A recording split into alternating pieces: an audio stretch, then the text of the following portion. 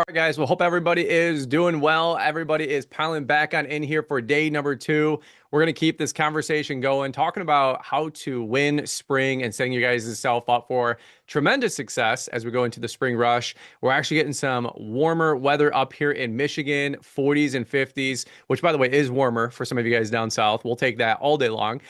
We've actually have some 60s and maybe 70. I don't know, Sam Gembel, if you saw 70 degrees next week on I Tuesday. did. It's a false, man. It's false. I don't like it. I don't I like know it. it's It's a fake. trick. It's fake winter or fake spring number two, right? But False, fake news, man. Fake news. that's right. That's right. So, folks, we're super excited about having all of you guys pile back in here with us today. Very proud of you guys for making the investment into yourself to grow your business, grow your education. I know a lot of you guys are watching this maybe on the go. Some of you guys are watching in the office. Some of you guys are actually having team meeting and kickoff meetings with this as part of your weekly team meeting or your spring kickoff meeting. So, kudos and proud of you guys for all of that. Let's do this really quick. I want to just see where you guys are calling in from and put in the chat. This is Johnny on the spot, but put in the chat where you're at and what the heck the temperature is there locally. All right. Because I'm jealous being on Instagram and TikTok, seeing all you guys that have 70-degree temperatures and you're already doing cleanups in your first mows down south. For the Midwest and all of us in Canada, I'm pretty sure we're not going to see those kind of temperatures and green grass for another 4 to 6 weeks at least. So definitely jelly 5K. But look at that. Plymouth, Michigan, local, 48 degrees. That's right. Chicago, 41. Pittsburgh, 53. Not too bad. Cleveland, Ohio, 40. We're still in the 40s and 50s. Okay. So I'm glad that I'm not the only one. That's awesome. All right. Well, let's do this really quick. We're going to keep this thing moving. I'm really excited about hanging with you guys on day two. Let's just take it from the top. Let's kind of zoom out with where we're at so far. This is a spring 2026 kickoff webinar and conversation. We've got the best of the best on the webinar this week, folks that have great businesses designed to help you guys launch a great spring kickoff for your company. So today is actually day number two, which we're really excited about. We're having a special guest join with us today. His name is Kevin Scott. More on him in just a quick Evan. second. Yeah, Kevin is an incredible dude in the industry. I've gotten to know him over the last 2 years. Phenomenal individual. So we're going to be picking his brain today. I'm co-hosted today with Mr. Sam Gembel. You want to give these guys a quick say hey? There he What's up, is. y'all? What's And he's up? joining us from he's all over the place. He's on tour doing his speaking. So Sam's joining us from a remote location at the moment, which we're really excited about. Let's do this really quick. If you guys can just introduce your backgrounds for like 90 seconds. I don't want to take it for granted. Maybe some folks weren't on our webinar kickoff day yesterday, but Sam, give these guys the 60 seconds on you, and Kevin, you're up next. A little bit about Sam. I am, for those of you that don't know, Sam Gembel, owner, founder of the Atlas Outdoor Team located in Flint, Michigan. Launched the second location in Novi last year, home to about 110 team members present day. Claim to fame, we're the company that grew $1 million dollars a year for the first 5 years in business before we about imploded. We discovered this great software some of you may have heard of, known as Element, kind of changed our business.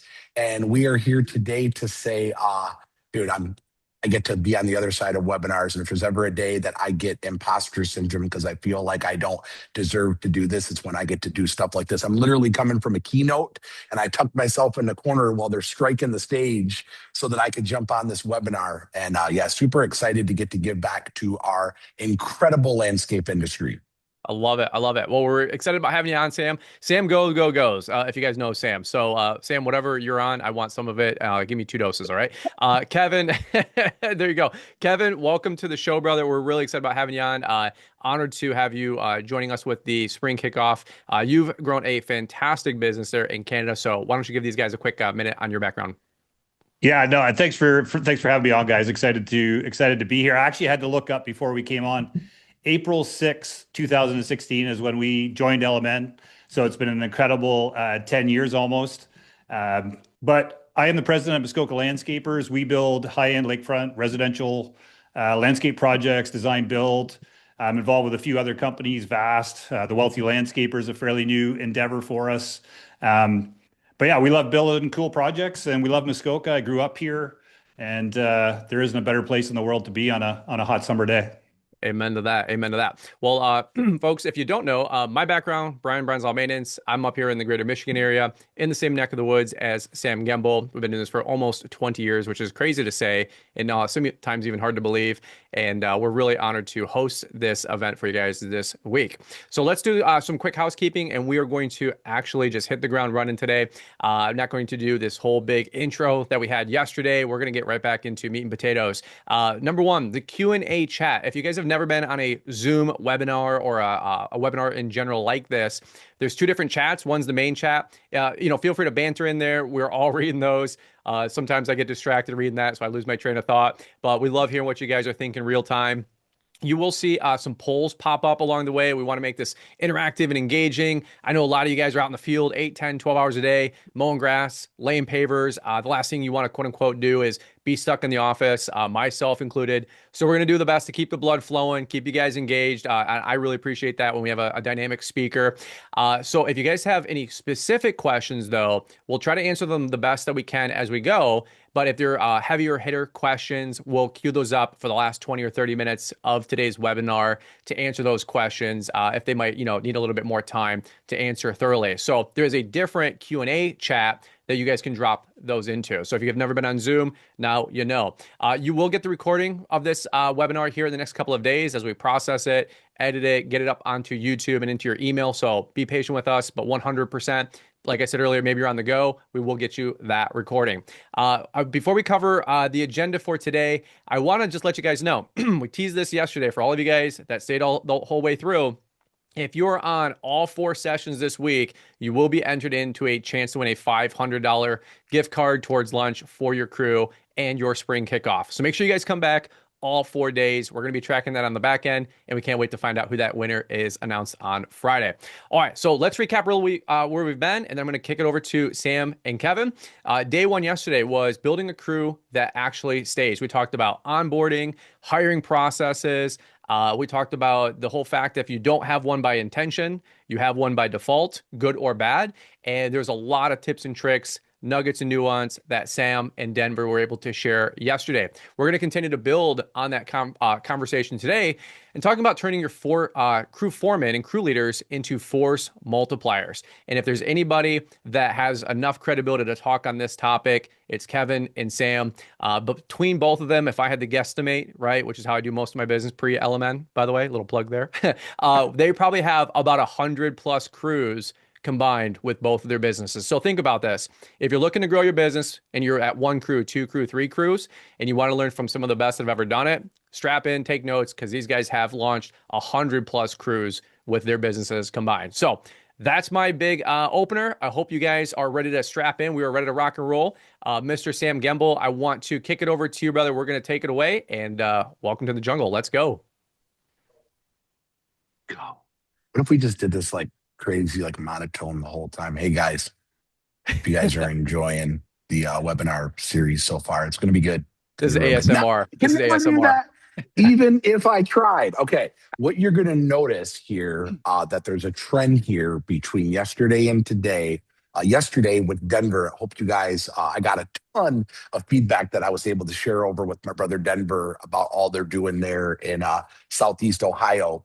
You're going to notice a trend here that yesterday we talked all things recruiting, building the brand, putting the word out there to get people attracted into your business.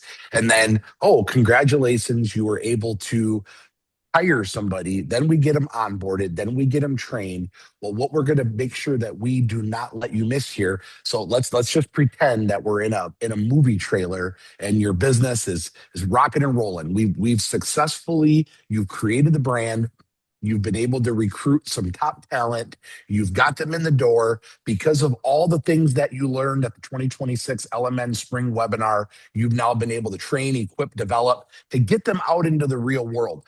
But then what happens next? Well, we need to turn our foremen into force multipliers. So that's what we're going to touch on today with Kevin. So just all the stuff you learned yesterday, that's page 1 of your notes. We're going to move over into page 2 today. We're going to talk about the foreman problem. And what do I mean about the foreman problem? Well, a lot of times when you look at the path that's in our businesses, And I'll just kind of share the stats from the Atlas team. We've got apprentice, which is the first role. It's what we're hiring for. We get them in the door as an apprentice.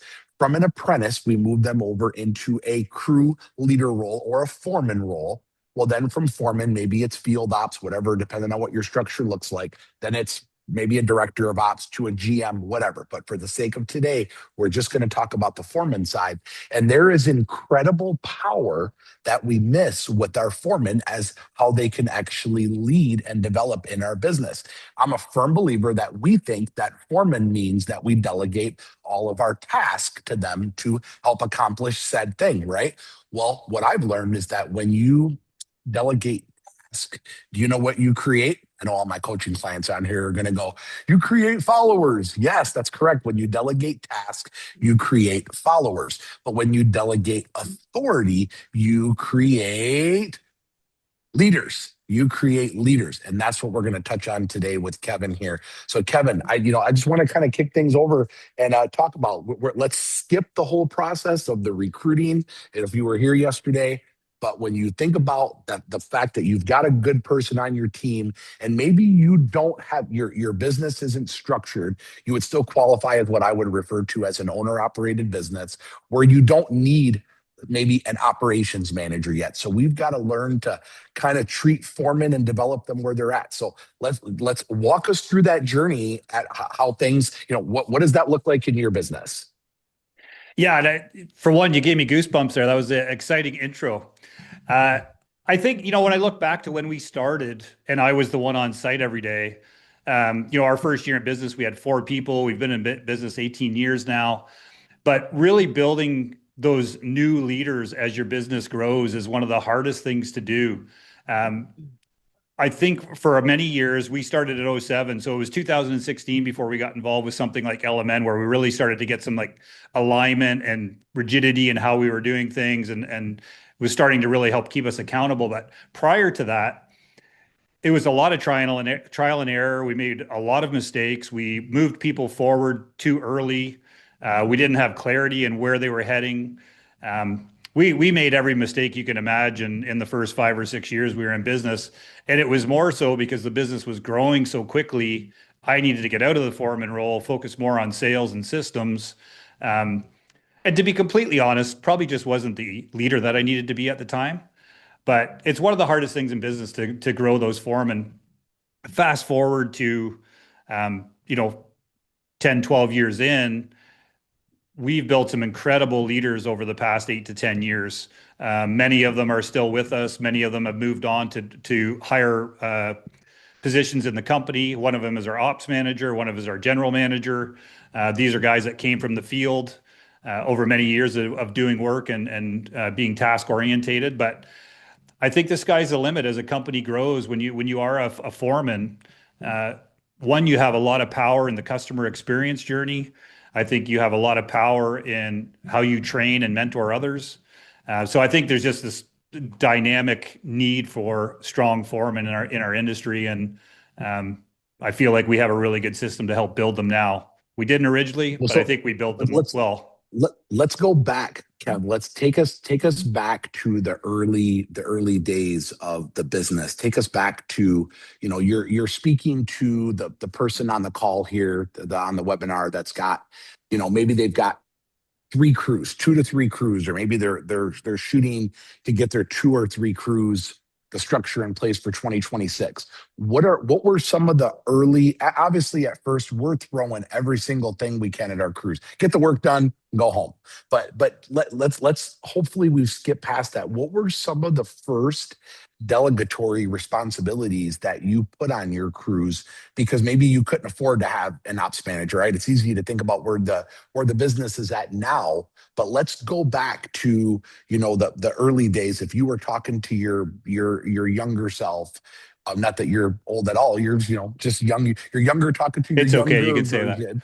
And what were some of the early delegatory responsibilities or things that you do? Obviously, in our slide here, We talk about what all the responsibilities that the crew leaders have. Somebody mentioned in the chat about leading from the middle. As some of you may or may not know, that's been like a super popular topic in the culture proof community, on the speaking circuit. Every opportunity that I submit a topic for another keynote, people are picking up that leading from the middle, which is essentially, you're leading up and you're leading down. You've got to appease us as the owners, but then also as a foreman, you've got to lead your crew. You're setting the quality standards. You're getting pressure from all sides. So talk to your younger self about some of the early delegatory responsibilities that you wish that you would have given up much, much sooner. I think just the day to day. I think I micromanaged way too much. I think I tried to direct how every project should be completed almost to a fault. Um, I had a hard time releasing the strings to let people kind of fail a little bit, and really try and build out a system that was going to work for them. And it's funny, when we talk about standards, and you're absolutely right, it is a massive conversation in all coaching and in our industry in general right now. But I feel like standards were much easier to keep when we were a smaller company because you're much more involved every day. You were leading by example.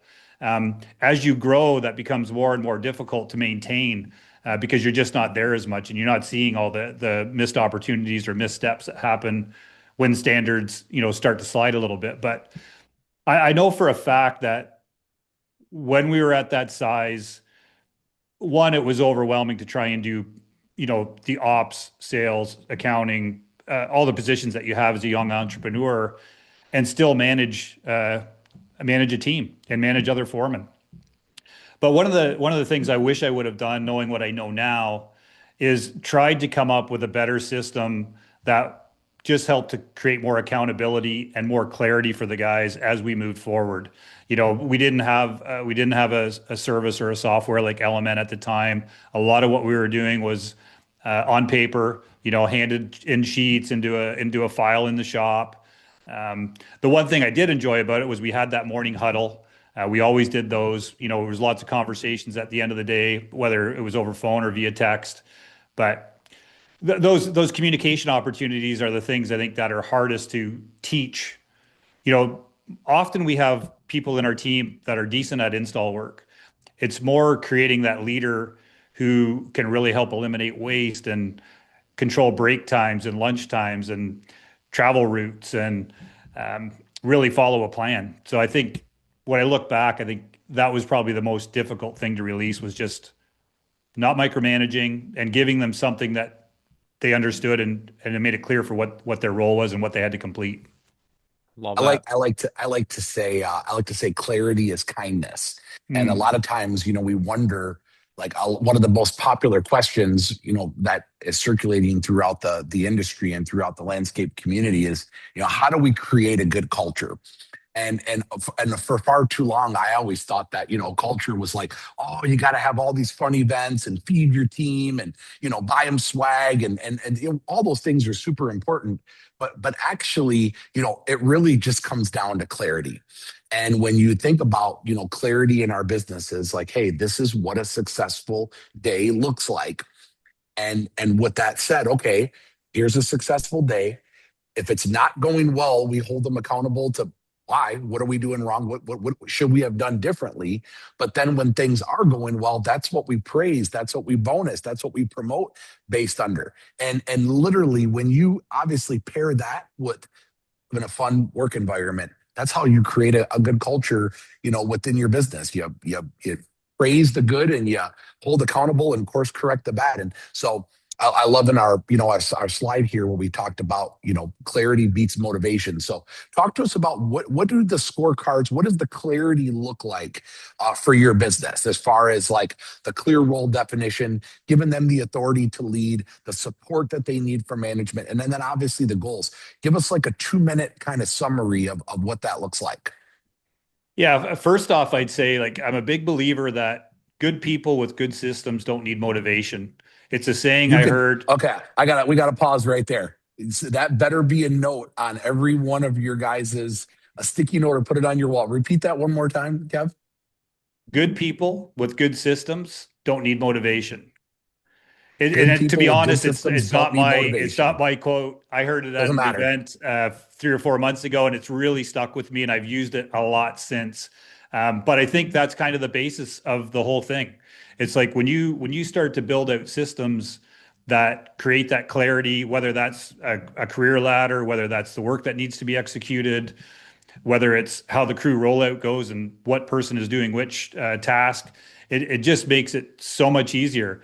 And at the end of the day, I think most team members want clear direction. They want to be guided.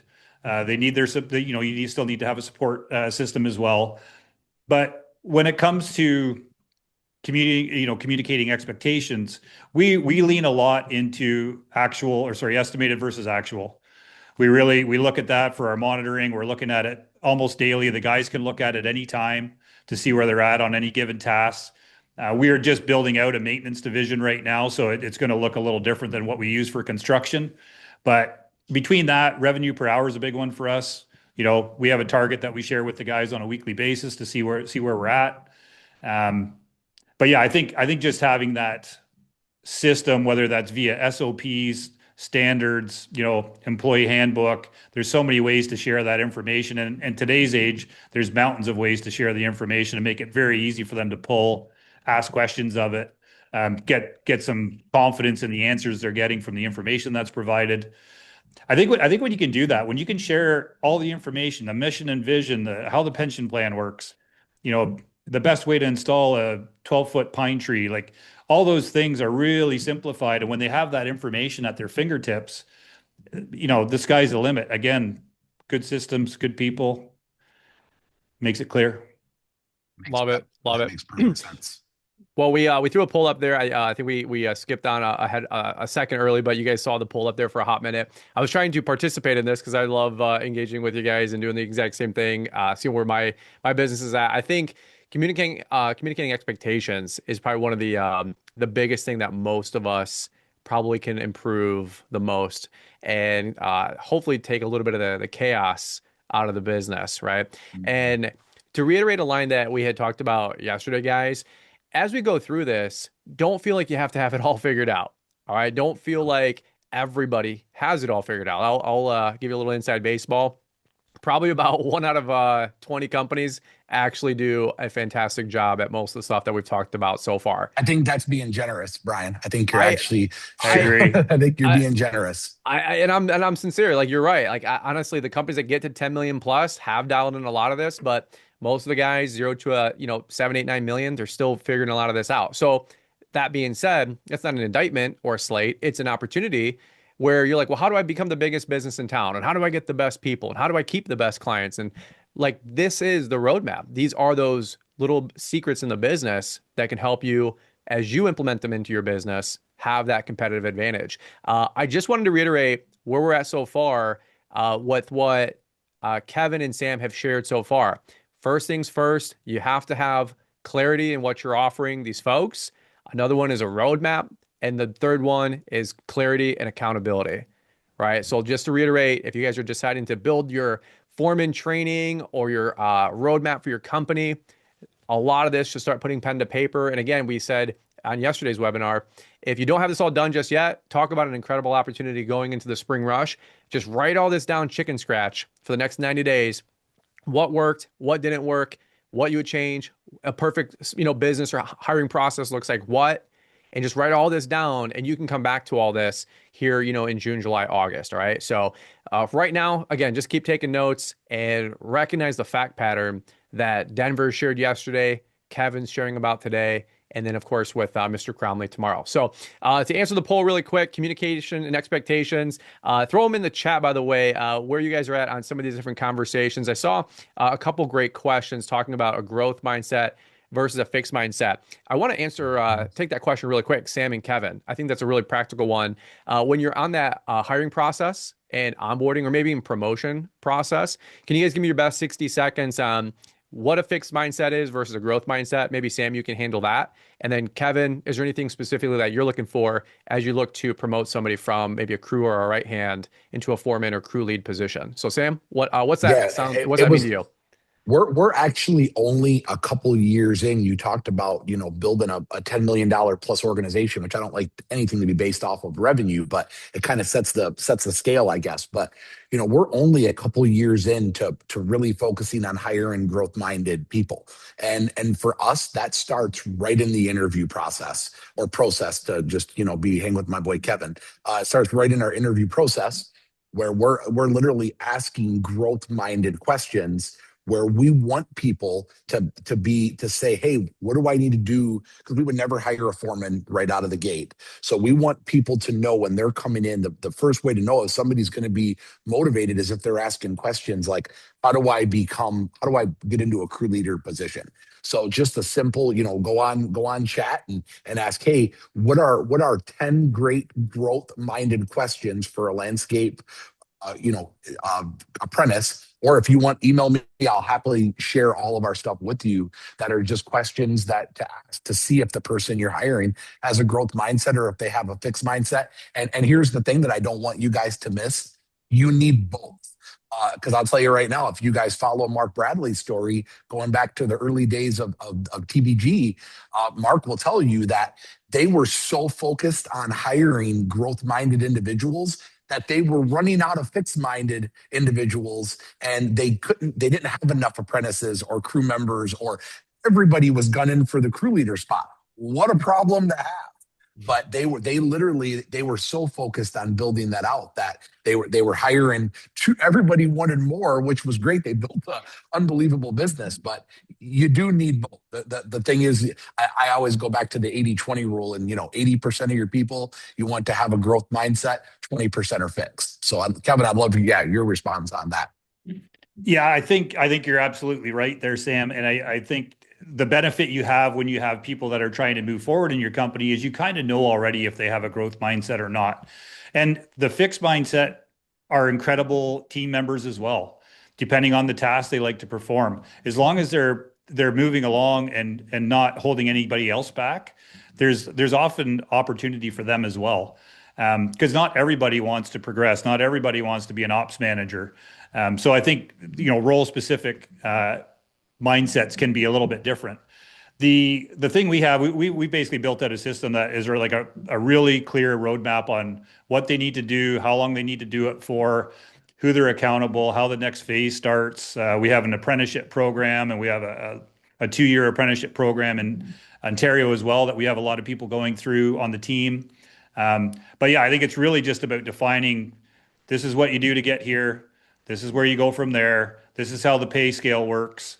But when all that information is shared and really clear for them, I think it's pretty easy for them to follow it. Well, let's get a little bit more granular and tactical. I love exactly what you guys are sharing about. For all you guys that are meat and potato types, the next 15 or 20 minutes here, we got some great slides that Sam and Kevin are going to really give you the tools and resources to help you build a great crew leader position and how to attract some of these folks. I know Sam was talking about A players yesterday. I want more A players. I'm sure you guys want more A players. So a lot of this, we're actually going to, candidly share a little bit more about some of the tools and resources that LMN has to offer as well. Yesterday, we actually structured this to not make it a pitch fest, yesterday, just to be totally honest with you guys. I don't want Hard to that. You not. don't It's want, hard to not. yeah, I don't want that. You don't want that. But I will just tell you honestly, you do need the tools to empower your people to know, like what Sam said, what good looks like. And so there's going to be a little bit more emphasis here on some of the tools and resources that Element has to offer. If you haven't, went all in and checked out that platform, shameless plug, plenty of time to still sign up, plenty of time to still onboard. Don't wait till next year. Don't wait to 2 years from now. The timing is never right. But I'll just tell you, as these guys go and tell you their story about their business growth, the tools that Element gives them are what has allowed them to unlock the real potential in their organizations. All right. So let's do this really quick. We're going to keep moving. We're going to get a little bit faster on pace here. Sam, take it away. Let's talk about crew budgets. Give these guys the tools and resources to grow. Yeah, I'm going to move right into like talking about the transparency here that you guys see up on your slide right now. So all too often, you've got an A player. I just shared this in the keynote that I just did. All too often, we get that A player that comes into our business. So somehow we've managed to build a brand where we're attracting some top talent, but then we just can't afford to hire that person because they want two, three, $5 more an hour than what our set wages. But having those budgets in place to know what our numbers are, I actually did a poll in the keynote talk, and I asked you how many people know what their crew wage per hour was, and I said don't hold back. And literally, I think there was like 7 people in the room. Huge plug for LMN there that that basically didn't know what their average, what they were able to pay because they didn't know what their numbers were. So let's talk about that, Kevin. I'm just going to switch it over to you because I don't want to make this all about me here, but let's talk about how do you structure your base pay where you're not giving away the farm when somebody comes in the door where they actually have an opportunity to make more. It's not that you don't want to pay more, but that's where I love, like, I think performance pay is going to be something that in the next 2, 3, 5 years, you're going to see every company that's wanting to make an impact in the industry and grow to be a lifestyle or an enterprise business. You're going to have some form of a performance pay in place. But talk to us about your organization there, and what is your base and the opportunity to look to achieve more. What does that look like? First off, I would say that I think it's like the old adage that you pay what you get what you pay for. Yeah. And we have been in 2019, we made a conscious effort to flip from customer profit team to team customer profit. And when we did that, we probably pay, and again, this could fluctuate slightly, 10 to 15% more than any of our competitors. And it's an easy argument to justify to a customer, and it's certainly an easy argument to see how much revenue per hour those guys generate. I feel that, I've over the years missed out on so many people for the $2 or $3 thing, or people have left for the $2 or $3 thing. When you step back and think about how many hours they're working in a season, times that by the hourly rate versus hiring, training, starting over with somebody new, or not being able to move somebody forward because you don't have a position, but you could still pay them as if they had the new position. There's so many different ways to structure it. I love the incentivification. I think everybody has a different formula depending on what sort of business you're in and what your main Yeah, focus is. construction, you nailed it. Construction will be completely different than what maintenance is. And that's okay. Agreed. There's nothing wrong with that. It's a completely different revenue stream that cross-pollinates well with maintenance and installs. So Definitely, definitely. And I think when they're, again, with the clarity, where there's a clear line on, if I do this, I can make that. If I do this, I can do that. When they know what that is and they know how it's measured and what they're accountable for, the sky's the limit. And the other thing I would say too is that in today's age, I feel like the money isn't as important as it was 10 years true. ago. A lot of it is about culture and type of work and crew and cult. Like there's so many things that factor into it now that I think sometimes outweigh. Like money isn't an answer to solve a problem, but it's a way to provide a better living for somebody to make them happier with their job. And I think Mhm. it's such an underutilized tool. I'm sure we're going to run through some numbers here on the difference a $2 or $3 an hour raise makes for somebody, as far as how they live versus how it affects a business. Um, Pay more, get more. That's my adage. I love Yep. that. And go ahead, Brian. Sorry. No, I love that, and we're going through that exact process ourselves. I know a lot of folks are in the chat earlier talking about finding growth mindset people versus fixed mindset team members, right? And then the difference, another conversation for another time, I'm sure, but the difference between an A player and a B player. If you can have somebody for $2 more an hour, but they're self-starting, accountable, they're an entrepreneur, right? And you don't have a lot of call-offs, it might be worth that $2 an hour. So that's something that we can always dial more into. I want to keep it more granular on the running of the business side of the things. So again, using a lot of the tools and resources in LMN will give you the data, right? The data you need to know whether or not people are performing or if they're being held accountable. So Sam, what's your thoughts here on building crew leaders and finding folks that yeah, they're good at mowing grass or plowing snow, but now we need them to think like leaders and really become business owners. Is there anything specifically you guys do there at Atlas that helps those folks, or even an educational process that you put them through to equip Super, them? super, and it's so good. And this is something that is so simple, but we want people to have the granular takeaways today, right? But something so simple, all money aside, but just allowing your crew leaders to do the performance evals on their crew members. Mm, That seems so simple, but yet nobody does it. But the problem is you as an owner, I'm speaking to the owners in the room, but I'm also going to speak to the ops managers that are on the call here because I know there's organizations that have their whole crews kind of watching this, but be thinking about that cascade effect. And you want to talk about how you can delegate authority versus delegating task, creating a simple proficiency eval that your crew leaders evaluate their crew members and their apprentices on that empowers them to be thinking like owners, right? It involves them with the lean principles, the 5 S's and things like that, given them the authority to be able to do those things, sit in on those evals, nominate people for team members of the month, be part of the training programs like we had talked about yesterday. And the thing is we talk about that $2 or $3 an hour.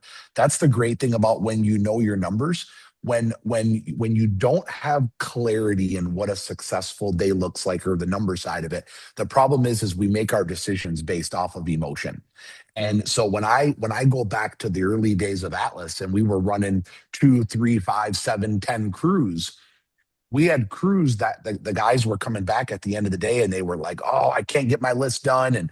And we're like looking at it going, man, like we used to base it around the number of jobs they were doing. I know that sounds so crazy, but there's people that do that. There's people on this webinar that do that. We're like, well, he's only got 12 jobs on his day.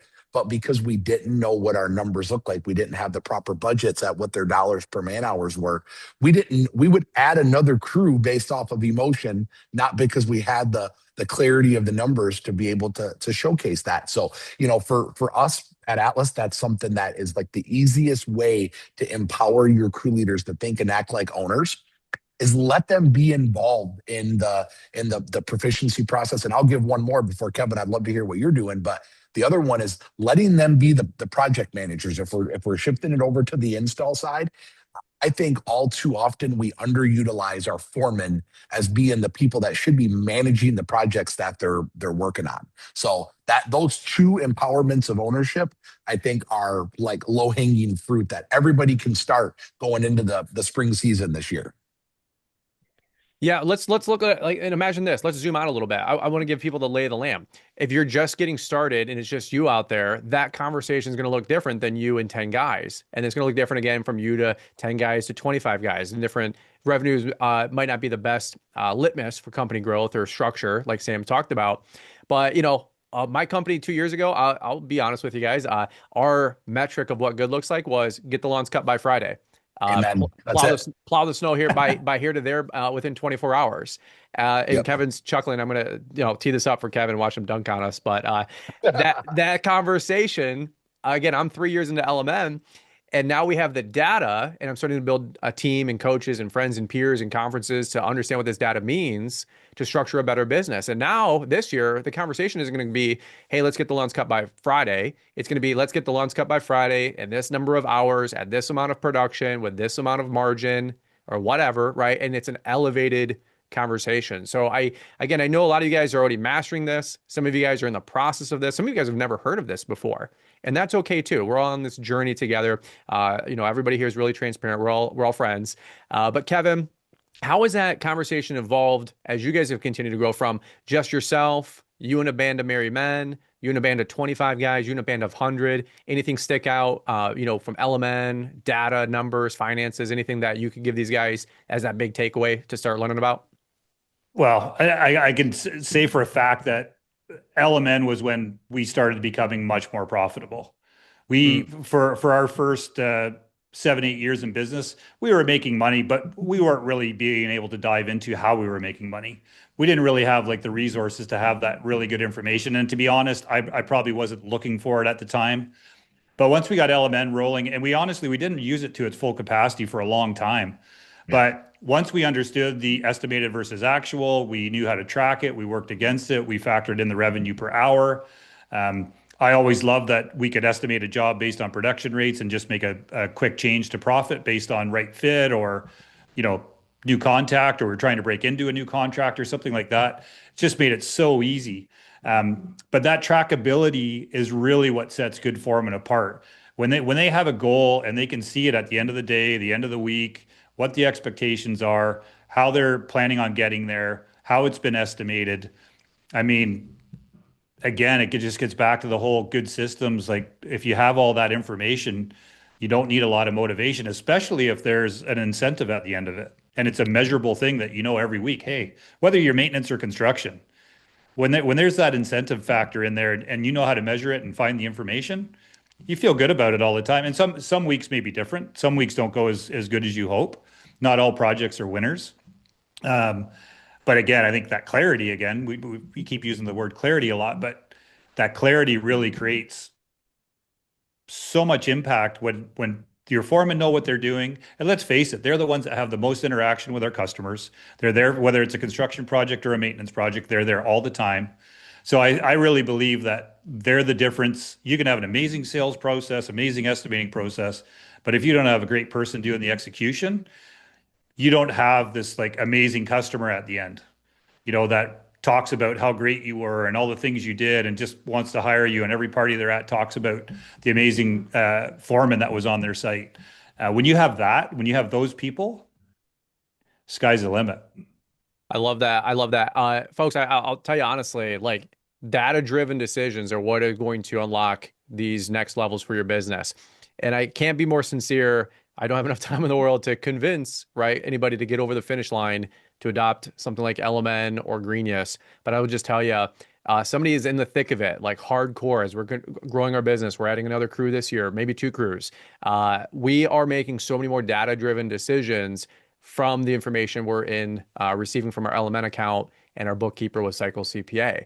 So we're going to give you guys about a half a dozen examples here to get a little bit more granular. I know this sounds very esoteric, like, hey, I just need more clarity. And, the data is going to tell me, what's going on. Like, let's get granular. Let's get like some rubber to the road. And this is a very practical conversation. And Sam, I'm going to tee this up to you. Spring, March, April, a lot of times it's annual renewals for a lot of folks, right? Some good seasonal hires. And then, miraculously, some folks stick around, through winter. At least that was my previous experience in my company. And now everybody in March, April, they're like, hey, like it's a new year, new me. And, the conversation that's about to come up, Sam, it's, hey, so like, what's the boss man paying me? Like, what's this year looking like?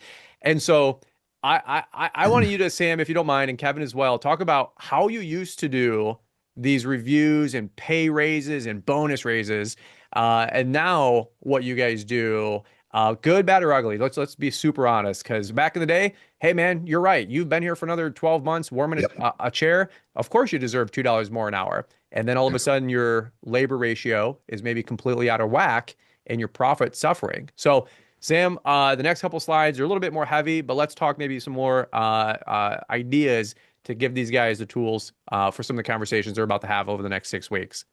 Well, I'll start by saying 76% of the statistics are made up. So, I shared that in my last keynote after our conversation yesterday, and I'm like, that's so good, so good. But here's what I'll start with, because there's something that's really powerful that I don't want people to miss that are just now embarking into their LMN journey. And they're so fixated on, I got to have the production rates. I got to have the production rates. I got to have the production rates. And the problem is if you've never had true know your numbers software, you actually don't know what your production rates are. So if you're trying to get you're just trying to get your LMN launched, you really need a good solid year's worth of data before I even want you guys to mess with that. And so, because you don't know what you don't know. So you need, and just be prepared. When we were building our LMN, our actual estimating out using the data, we're like, where in the Sam Jesus did we come up with that price at? Because it just didn't make any sense at all. But here's a great homework assignment that if you guys got a pen and paper, writing stuff down, I want you guys to do this. So this is something that all of you can figure out. New to LMN, currently on LMN, I'm going to give it to you raw and real. This is what I want you guys to do. You ready? Give you 1 second, grab pen and paper. Cool, we're going to go. I want you to look last year, 2025. We're in a new year now. I want you to look at 2025 and I want you to see how many total hours did you pay out in labor. Salary doesn't, if it's a salaried person, just take their salary divided by 40 to come up with 40 hours. Pretty simple math there. Take that number. How many hours total did you pay out? Got it? Okay. Then I want you to look at what you billed for top line revenue. Take whatever it was. For the sake of easy math, let's just say you did $1 million in revenue. I went to Flit schools. My math's not that good, so I need whole numbers to be able to figure this out. But if you take what you billed by the number of hours that you paid out, that's going to give you a number called your throughput per man hour. That's what you billed per man hour. So if you're wanting to know on the slide here, how many staff do I need to grow by 200K in revenue? I'm going to give you the second part of the assignment here in a second. But really, you're going to look at that. You're going to see what your throughput per man hour is. And if you're like, well, I built my company out on, I want to charge $65 a man hour, or I'm $100 per man hour, the math is going to map there to see what it is. Now, here's the second part of the assignment.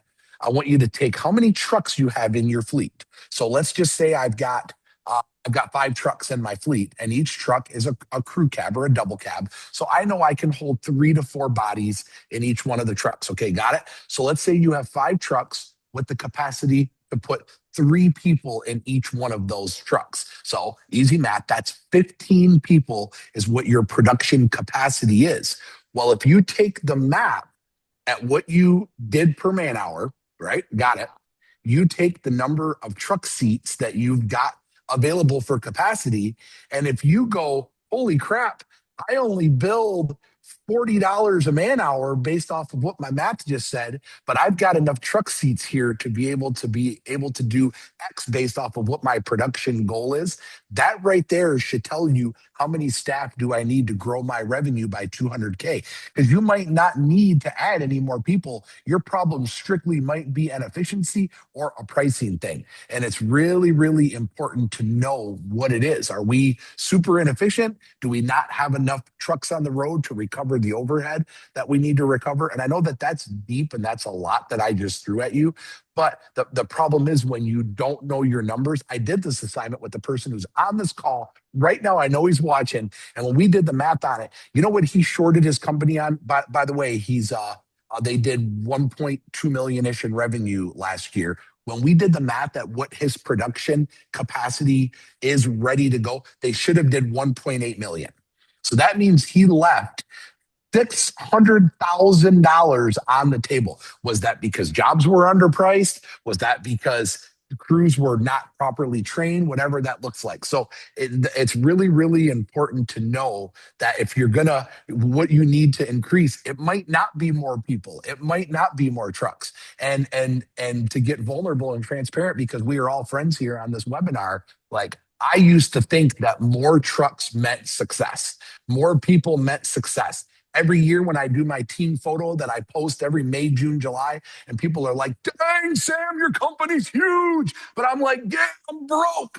Because more people, more trucks, more logos, more skid steers is what I was making. I was making emotional decisions because I wanted to impress Facebook. So, okay, I'm going to stop talking now. Kevin, how about you? Okay, well, I was going to go back to the reviews. You know, we were talking about wages and how we have those conversations every spring. Thing that's worked really well for us, we have a fixed date every year, so everybody knows when it's happening. The supers do the field techs. We have a rating system, and the rating system is the exact same as the job description for each role. They score themselves. We also score them. Funny enough, we just did all of our site supervisor evals yesterday. And with the exception of one person, we were within 4% on 85 questions from what they thought to what we thought. And we have a team of 5 doing our end of it, the management end of it. So we were super happy about that. And again, like, we have a clear description of, you finish in this percentage, you move to this wage. So I think it can be made really easy. And when it's clear, then those awkward conversations don't need to happen. And I think when people know that they're hitting a certain percentile or a certain rate based on performance and based on improvement, it makes it easy for them to succeed. Well, Mhm. and Kevin, I'm going to piggyback off what you just said. When you have the data to make those decisions, it can give you some confidence that you're making better choices. And for example, in your guys' LMN account, if you've ever built out your budget, whether it's overhead, field labor, um, help me out, materials, right? Hmm. There's in the top right corner. If you guys have never done a demo with LMN, I shameless plug, but do a demo and you'll see how the budget works. And if you don't have these guidelines or metrics for you to know, like what's industry best practices, like how is my business doing? I don't know. I'm doing 350 grand, or I did 1.1 million last year. We're using, a different CRM, thinking about going from Jobber to Element, thinking about going and graduating to something that has budgeting software. That's where this comes into play.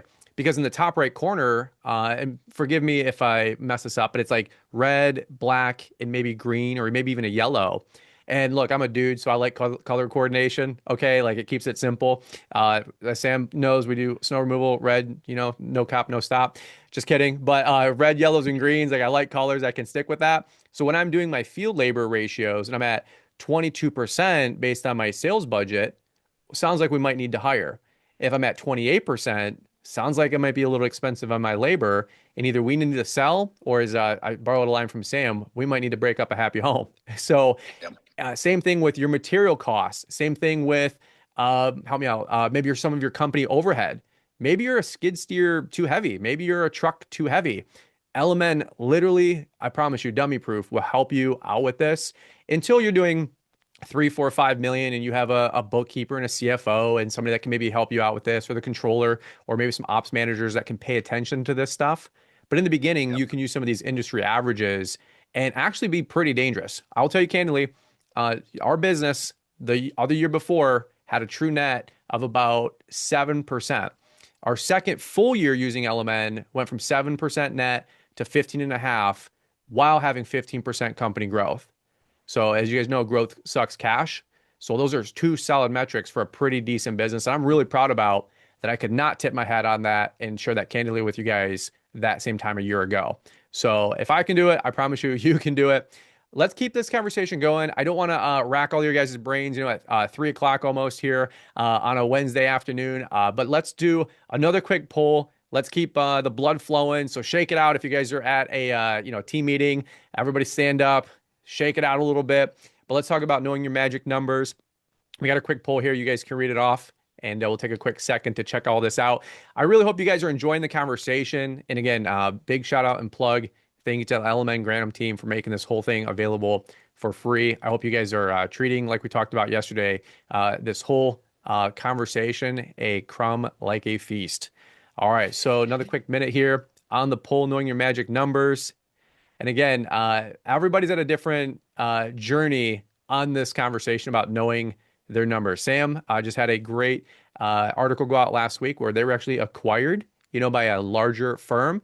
And Sam, I'll let you take it away talking about numbers, and we'll go to the next slide. But Sam, how important is it to know these numbers, and how much are you going through the ringer right now that those folks want to know a little bit more about the inside scoop about Atlas? Let's do it. I'm not afraid to share it. And I can humbly say that, LMN was a big part of that journey. But, I was one of the people to go back. I went to 7 boot camps before I was sold on LMN was what we were going to do. So this was back Mm. in LMN was touring, and I went to everyone, and Mike Lasecki was probably so annoyed by me, but I was the guy there that I'm like, I just don't believe it. Nope. Word docs are the way to the future. And when we finally went all in on one part of the business, by the way, like we were not using Element in its entirety.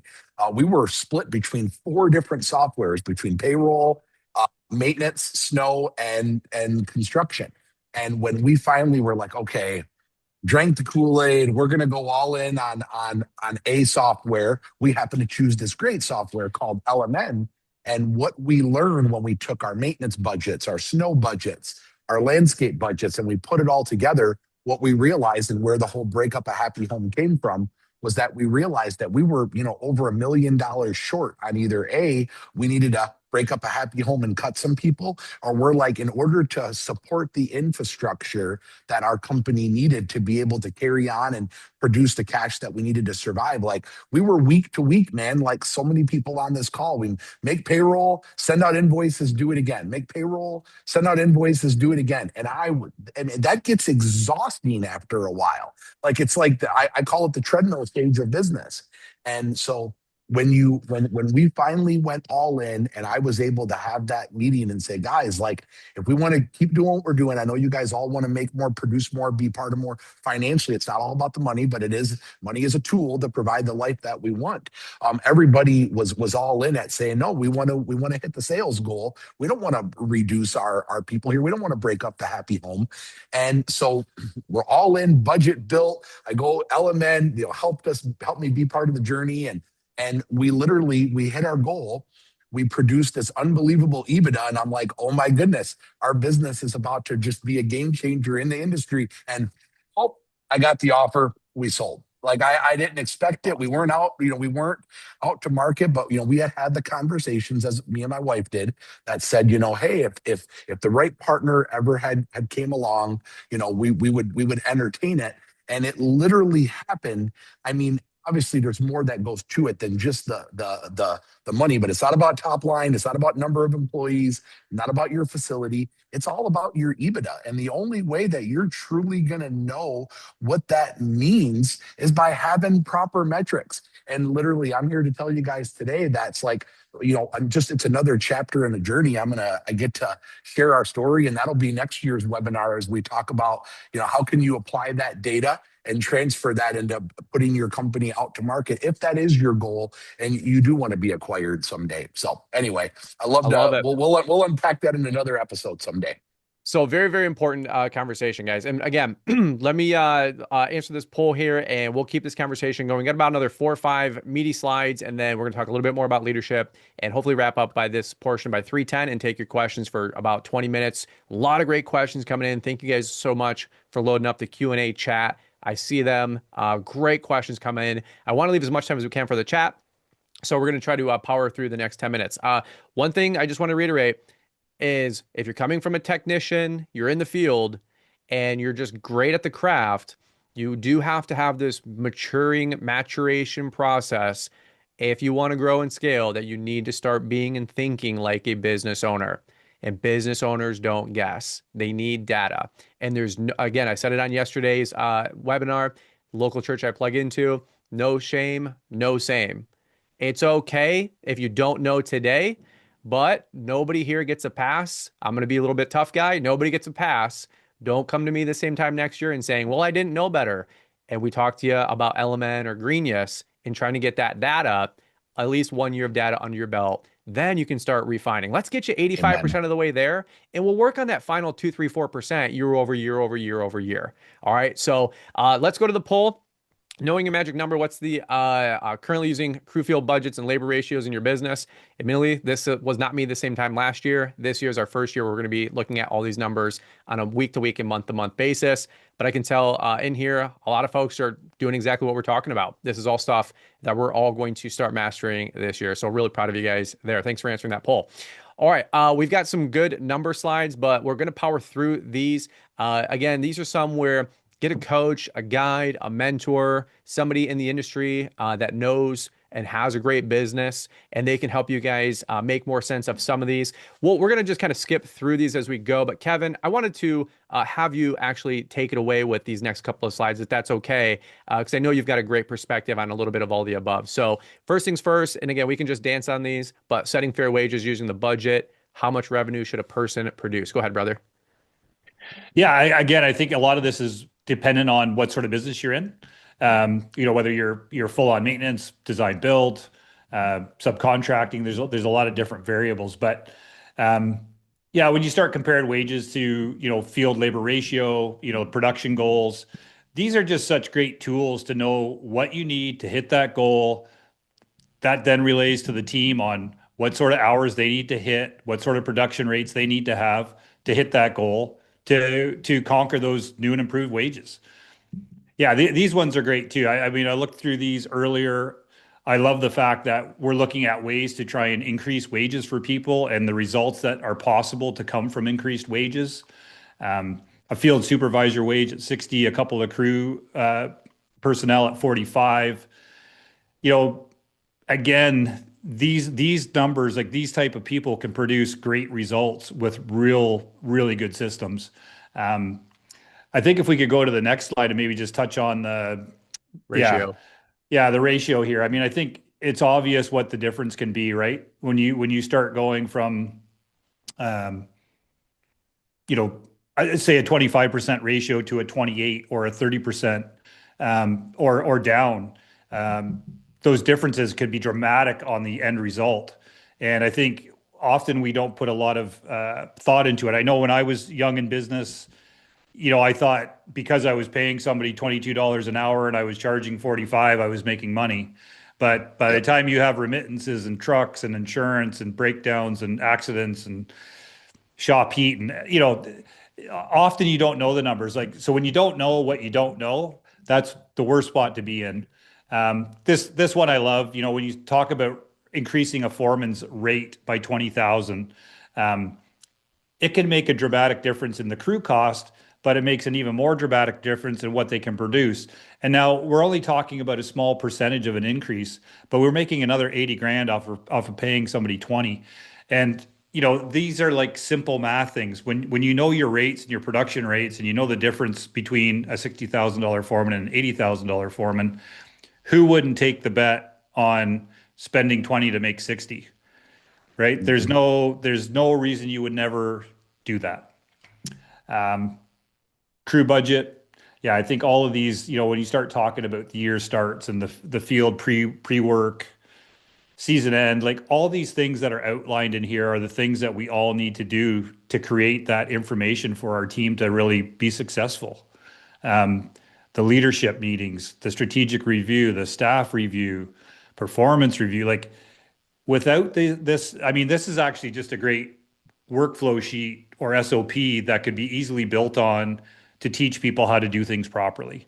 Yeah. All this information is available in LMN. They do a great job of creating documents like this. I know there's more great stuff coming in the future. Regular inspections and reviews. This is the other part about being a good owner or a good leader is you can't like set and forget. Some things you can set and forget. Being a leader isn't one. Guiding your team isn't one. So having those check-in points, whatever fits your business, we do a 2-year or 2 time a year review. It's the second one's not as thorough. It's more like a check-in on what we're working on from the original review. But we also make sure that our foremen are checking in with the field techs. We make sure our PMs are checking in with the site supers and so on up the line. Mentorship program is also a great way to do that, and easy to set up, free. It's an easy one to create some more clarity for the guys and also create an opportunity. I love that. I love that. There's a lot there. I love what you said. Actually, Lisa, can we back up 2 slides to that big one? I want everybody to take a screenshot of that, if you guys can. That's a fantastic roadmap there. And just take the next 3 months, 6 months, 12 months, and continue to quantify what all of this means for you. And folks, here's what I'll just tell you. You got ChatGPT this time, okay? This day and age. If you go to a conference, an LMN summit, or an LMN webinar, or the boot camps, I saw a couple of folks referencing the boot camps. Amazing time. I went to our first one last fall. I wish I would have did it when I onboarded. It would have saved a lot of customer service questions. But uh, don't just gloss over this information. Ask ChatGPT, what does this actually mean? How can I help me develop an employee handbook? Help me to create a career structure, or just steal Sam Gembel's. That's what I do. Okay. Whatever works, folks. They say, good artist copy, great artist steal. All right, folks, like I'm not here to reinvent the wheel. I don't implore you to. You don't have to spend all that time and money. Just borrow best practices from other great companies and you'll get there. All right. Let's do this for the next 7 or so minutes, guys. I want to talk about investing into leadership. We've talked a lot yesterday and today about investing into our people. Today, we're pretty heavy on the numbers side of things. Kevin Scott has another whole business called The Wealthy Landscaper. So if you guys don't know, you're on the horn today with a wealthy individual. I like that. I'm not an apologist for making money and running a profitable business, and neither should you guys. But as It's we're talking it's about, biblical. It's biblical to run a profitable business. fair enough, fair enough. Like, folks, It is. as Mark Bradley says, fuel and revenue and profit is fuel to help your team and the community. All Yep. right. So don't be an apologist and don't work for the love of God. Quick rant. Do not work for the next 12 months or 9 months left of this season and come up with a 1% true net. Okay. We There's a all, lot easier ways to make money. yeah, if that's the A case, lot easier ways. if that's the case, we'll do a how to do a job career platform next fall. All Hmm. right. It's easier to work at a company. All right. So let's do this really quick. Sam, I'm going to have you lead these next couple of slides if that's cool with you. And let's talk about wrapping it up with investing in leadership and what exposes some cracks as you continue to grow. Yeah, and I love exactly how how we teed this up here. You know what? Why growth exposes people cracks. When our business was first starting to grow by 7 figures worth of growth, we had maximized and exhausted every resource of a hey, do you know people? Do you know people? Do you know people? And everybody knows somebody that can come in and join your business and hopefully take it to the next level, and that works until it doesn't. And at that point, that's where you've got to have that structure to figure out what does leadership look like versus what does management look like, what does leading in the gray look like, leading in the red, leading in the black, whatever.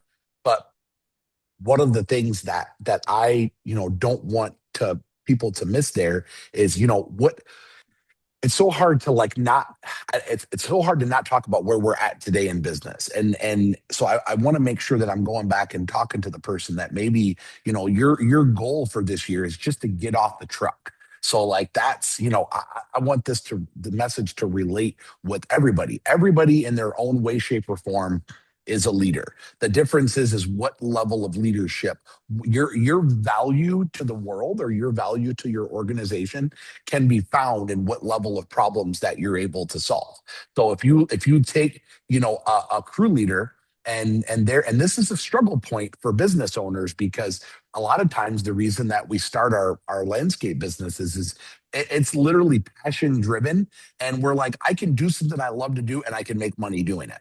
That's it. We're leading the lawns. That's our level of leadership. But then we hired our first employee. Now we're an employer. Now our why just got a whole lot bigger. But then we go from hiring our first, call it apprentice, to they're moving up. We launch our first cruise. Now we're a leader of leaders.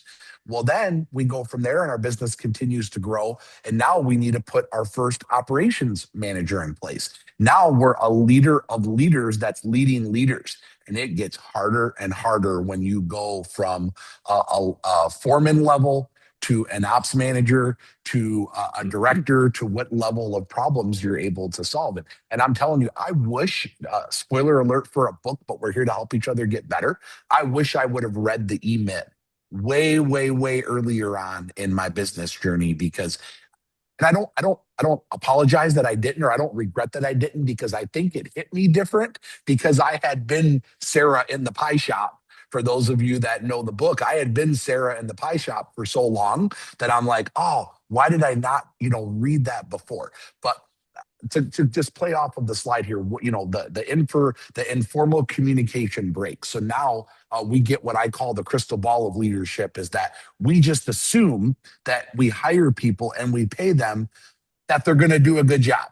So, when you go from that first level and you've got yourself off the truck, and you think just because you pay somebody that they're going to do good quality of work, spoiler alert, they don't. So, what happens, instead of focusing on building a training program with a program, let's say Greenius, what we end up doing is we just go, you know what, employees suck. I'm just going to go back and put myself on the truck again, because you know what? Nobody will ever do it as good as me. And if that's always what your mindset is that, hey, you know what? Nobody can do it like me. Nobody can ever do it as good as me. That's exactly where you're going to end up with. If you always make it about yourself, you're going to end up with you, yourself, and you.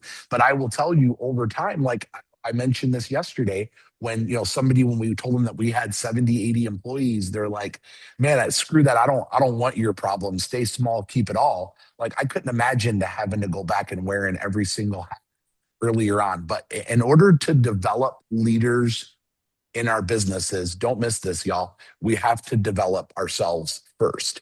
So if we're not growing ourselves as leaders at whatever that personal growth looks like, having yourself a mentor, having yourself a coach, having yourself somebody that sees the blind spots that we don't see, that's helping to build us, we can't build others without building ourselves first. And when I think back to some of our darker years of growth, that was the problem is, it's actually easier to lead others than it is to lead ourselves. So the problem is that that's exactly where we've got that extrinsic factor. We know that people are going to be at the shop at 7 a.m. to get out of the yard. So now we know we got to be there by 6:45 to get them out. But what happens when you grow as a leader and you've got somebody getting those people out and you're like, well, what do I do with my time? Well, I'm going to go out and go, you know, play around all day and not actually focus on growing myself and growing our businesses. But having the leadership systems of growing yourself first, those of you I shared my email with earlier, I've got a whole blog, a whole podcast episode on personal growth and development.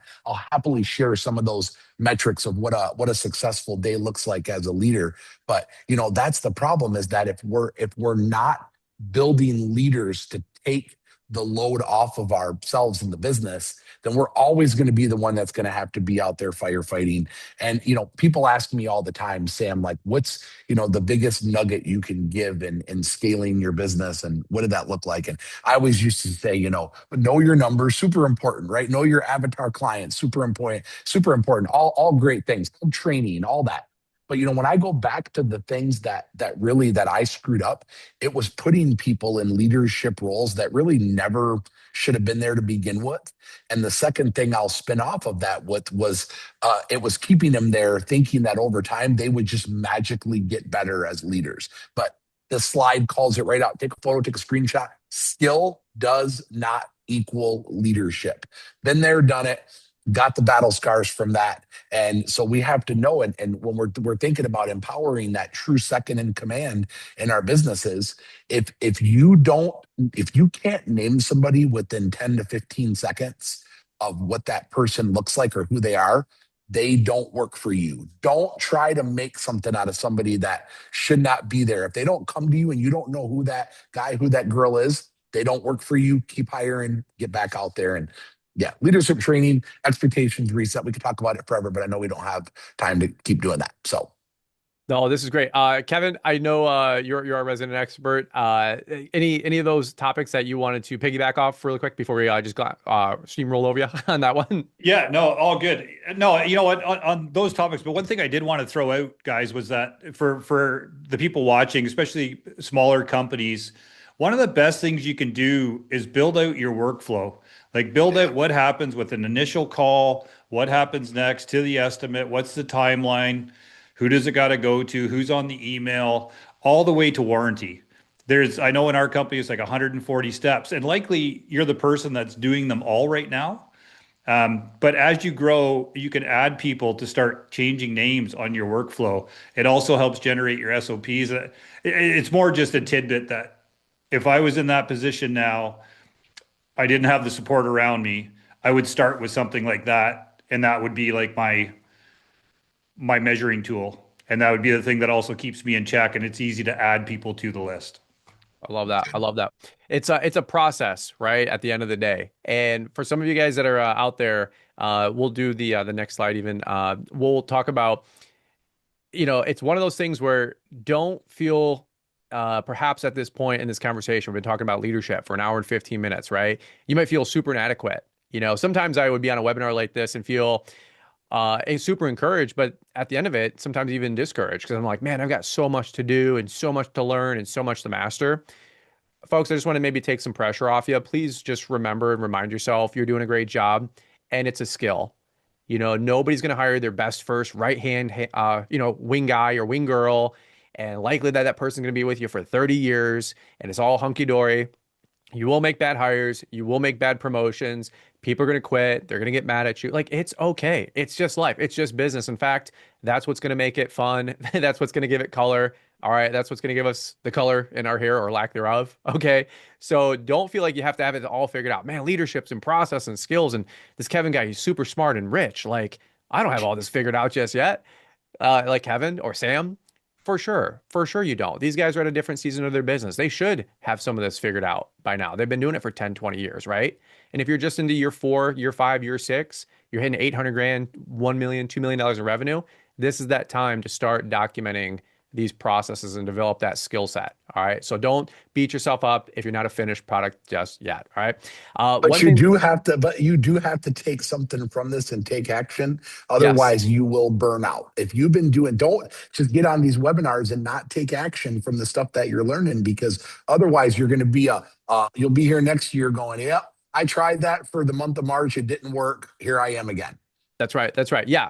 Great point. One of our peers and leaders in the industry, Mark Bradley, says if you're going to build out SOPs, you got to commit to a year of building them out. And I'm Yep. like, a year to building them out? Like, holy cow. Well, because you have to document the whole business for a year before you really even know what the heck is going on around here. We talked about that earlier with knowing your numbers with LMM. And folks, I'm telling you what, we're in this exact same process. I know Sam and Kevin are doing this and have done it. If you're struggling with documenting your process, yes, of course, Google Sheets and Google Docs, and yes, you can load them into LMN. Little soft pitch here, LMN Greenius. Okay, like hint, this is where it's at. We had, I think, 13 or 14 folks alone that wanted to sign up with Greenius after yesterday's conversation with Denver because he talked about how they got super transparent on their hiring process. Folks, use that platform, put somebody in charge of it, take a year, build it out. The roadmap for your company. You'll be so glad with how much progress you made this same time next year if you just stick with it, even at an 85% chance, all right, or an 85% success rate. All right, just give yourself some time, give yourself some runway, and let's continue to build that out with the Greeniest platform. If you've never scheduled a demo, highly encourage you to do it. Our company is actually in the process right now of going through that whole onboarding with LMN, Greenius, I should say, and we're so excited to use that platform over the next 90 days. All right, we got one more poll, and then we're going to get to Q&A. Investing in leadership. How are you guys currently training foremen and future leaders? We were just talking about this with Greenius. Training, right? Don't skip over these spring boot camp kickoffs that we're all doing at our companies. Keeping a bi-weekly cadence or a weekly cadence, right? These 4 o'clock at 4 huddles that a lot of companies do, the lunch huddles. All right, these are super, super important. Let's not just get all distracted by shining object syndrome this spring, talking about new skid steers and mowers, trimmers and blowers. All right, let's talk about investing in our people. All right, you guys can Yeah. see the the poll results here, mostly on the job and verbal. And folks, that's again, like Sam said, probably 95, 98% of folks in the industry. All right. Again, quick little tee up for tomorrow with Jason Crowley. We're going to talk more about all of this and building leaders. So if you guys are getting a lot out of today, don't forget Thursday and Fridays. All right, let's keep going on this one. We're going to wrap it up here in a really quick fashion, and we're going to get to Q&A. So, guys, we're going to do another Q&A here in a second. But Kevin, meeting Muskoka landscapers, you got a little QR code. Give me just the quick little background on you guys and maybe where people can find you as well. And we'll keep the conversation going, brother. Yeah. So yeah, we're based in Muskoka, Ontario. We're a couple hours north of Toronto. Um, Again, lakefront residential work. We have a great customer base. We have a lot of great partnerships in our area. Great team. I'm really thankful for the team that we've had. We have very low turnover and just great management staff, field techs, all through the company. So very lucky to have that great team. Um, Well, let me ask you this. Let me yeah. ask you this. Well, on the theme of today's webinar, over the last, I think you said 18 plus years, is that correct? Mhm. What's your biggest win that you feel that you're most proud of to date with Muskoka landscapers? What's changed the most? What's been your biggest win in terms of your field team, your office team, your roadmap, et cetera, et cetera? Do you got anything that sticks out? I honestly, I think I touched on it earlier when we flipped that switch to put the team first. That's likely the best change we've ever made, and it's only gotten better since we did that. And it continues to do the same. We still have really high goals about getting our wages up. I think, we talked about the wages being high now, but that's the goal. That's the long-term goal. And we're seeing the results. And it's such an easy sell to a customer to be able to say, you get the feedback of your price is too high. Mm, Um, it's high because we pay 10 or 15% more than our competition, but we deliver 80 or 100% more. mm. So like there's lots of value in it for the customers. And I think when you have a well-motivated team they also just perform better. Like that you can become this like customer obsessed company. Um, I love it. I it's love all it. good. Talk to me. What's the one thing? Maybe you're five, so you're not a babe. You're still getting going, but you got a couple years in your belt. What's the one thing you wish you would have did better sooner, if you don't mind me asking? Probably focusing on being a better leader. I think that was probably something I just neglected. I thought because I was good at the work and good at managing the work, I was a good businessman, and I wasn't. And I think the more I educated myself, the more I got involved with companies like LMN and started really training and learning and reading. Um, it's just a dynamic difference that as you improve and you get in those right rooms and have the right conversations, they can't be undervalued. But until you make the decision to really move forward in your life and in your leadership, things won't change. Mm. You can't will it to change. You need to take the steps to make it change. I love it. I love it. Reading the comments here, Joel Adams, I think, is the MVP for comments today. I love everything he's saying is awesome. He's like, I had all this in my head. All this was verbal. None of it was written down. Joel, can totally relate with you there, brother. All right, let's do this really quick, folks. We're gonna get to the Q&A. I will tell you candidly, we've had a blast between yesterday and today, and again, 2 more days to come. Holy cow, talking about drinking out of a fire hose.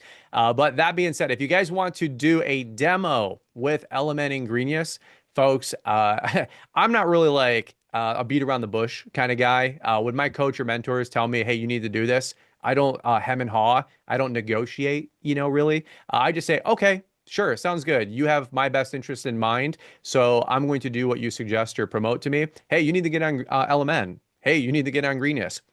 Here's the deal.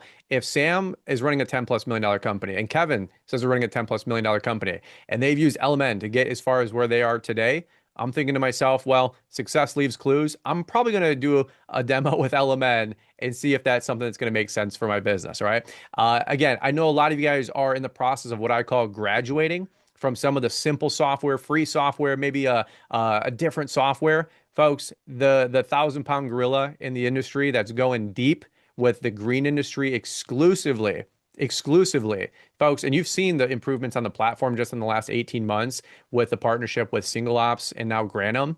Folks, I'm telling you, we're about to strap some rocket engines on this thing and take it to the moon. There's never been a better time, and I'm not just saying that. There's never been a better time than to get onboarded with LMN. I sincerely promise you it'll be one of the best things you ever do for your business. And I can't wait to hear about all your growth and success and profitability a year from now, 2 years from now, 3 years from now, as you continue to dial it in. So scan the QR codes, throw up a flag, whatever you got to do. Somebody will DM you. I'm sure there's a booking link in the chat, and check out the Element platform and Greenius. I promise the folks that are doing the demo, they don't bite. They're there to serve you. All right. Next slide. And then we're going to get into the Q&A here. So a lot of great questions that came on in. We've got a good 10 minutes here. I want to go to some of the questions right here, right now. Let's talk about this.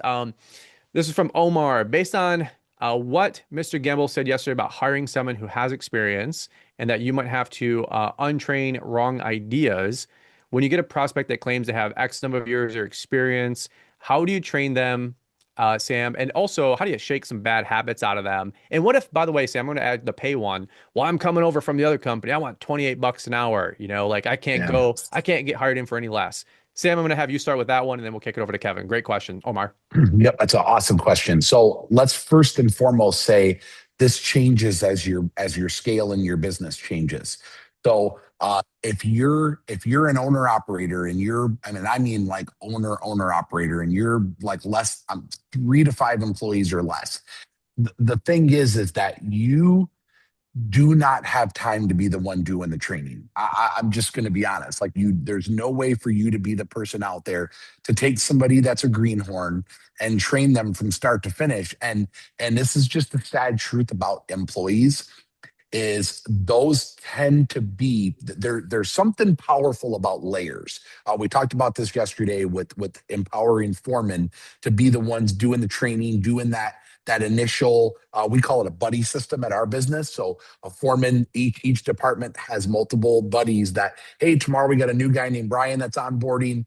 Chad, you're going to be his buddy. And what that means is that Chad's giving him his uniforms. Chad's showing him how the clock in works. And literally the new hires like, hey man, are you like an owner? No, I'm just one of the foremen here. But let me tell you, I know it's stressful on these first couple days. Let me tell you how I got through it.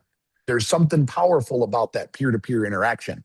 But when it's you and you're just trying to get yourself to build the training programs and get that first, second, third people, the second, third, and whatever, the people going so you can start scaling or growing your business.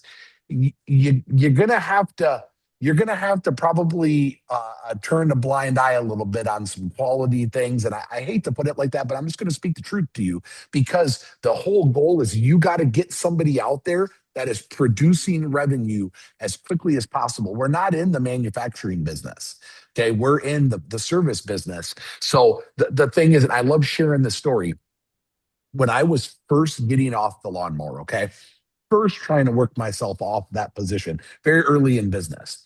I was mowing a residential lawn and I got done and my stripes was they were fat that day. I was on one, man, and my diamonds were the best they've ever looked. And I saw the homeowner come outside. Her name was Teresa. I knew her very well. And I thought she was coming out to say, Sam, wow, look at the great job that you did. But Teresa actually came out and she asked me, hey, how come when there's those spots where the grass is like sticking up in between the stripes? And it literally took the wind out of my sails. But I learned something that day.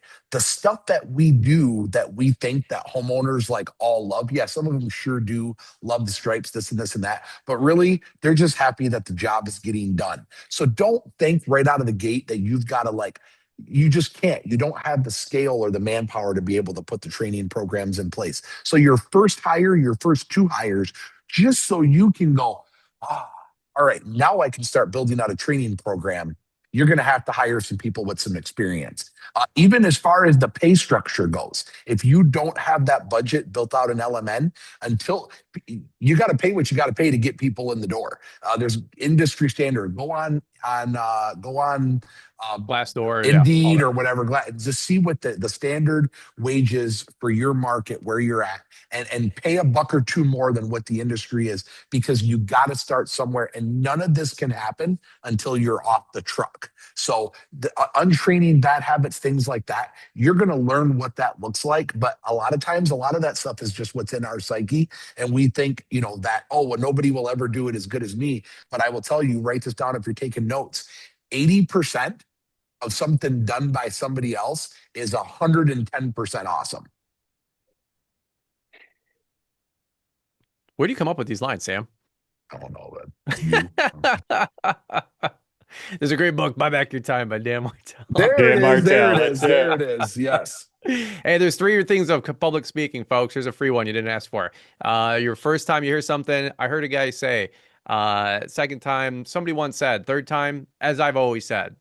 All right, so that one's a free one. So there you go. But anyway, as Sam's always said.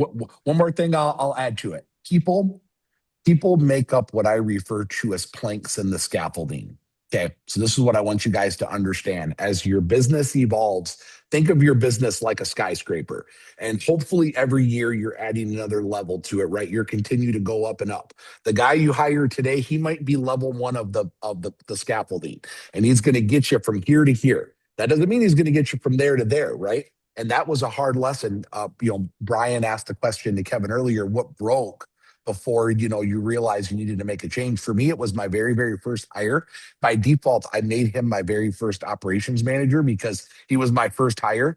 And for me, that breakthrough moment was promoting that guy to another company because he was trying to bring us back down to where it was comfortable. He didn't like, as the scaffolding got higher, it was scary for him. So that was the first thing that broke for us. So let somebody just get you to that next level. It doesn't mean that they're going to take your business to $1 million, $3 million, $5 million, $10 million. Let them just let you get off the truck so you can focus on building some of these training items. I love it. I love it. Great answer. Kevin, I'm going to you for the next one. I want to ask you, what are your top 3 KPIs? I heard that you're getting more into maintenance, which is really cool. I'd love to pick your brain on that more on a future date. But what are your top two or three, Alan was asking, KPIs for construction and for maintenance? I'll let you take that one. My favorite story is from Steve Wheatcroft. He always measured success by how many people weren't at the Christmas party. And for anybody who doesn't know Steve, he had a company of like 400, and I thought that was just a great way to make a measurement.